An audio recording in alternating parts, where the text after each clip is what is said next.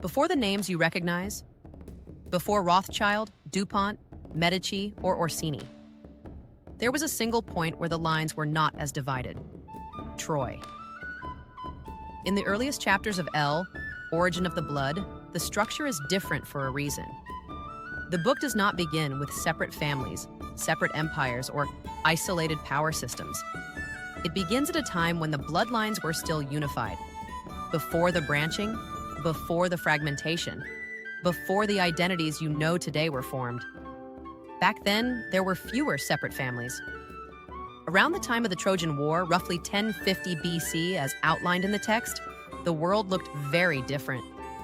The major bloodlines that would later become ruling families across Europe, Asia, and beyond were still operating within the same interconnected structure. After the fall of Troy, everything changed. The descendants split. Not randomly, but strategically. Some moved into the European regions. Some into the Germanic territories.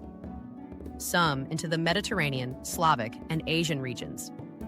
And from these movements, the early framework of what would later become distinct ruling families began to take shape.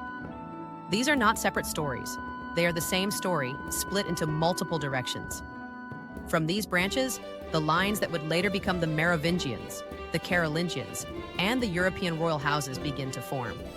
The same bloodline, now divided geographically, culturally, and politically, but still connected as the Roman families are connected.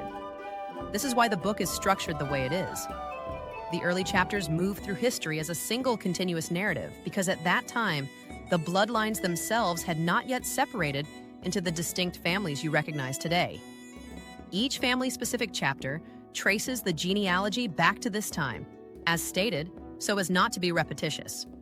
When you see the Rothschilds, DuPonts, Medici, Orsini, what you really see are later expressions of much older lines that trace back to the same origin point. The origin of the blood.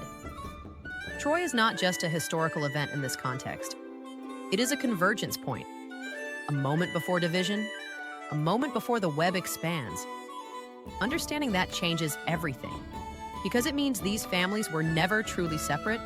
They were branches of the same structure, as are we all, from before Troy, to the formation of kingdoms, to the rise of banking and industry. It is one continuous line. Learn more in L, Origin of the Blood.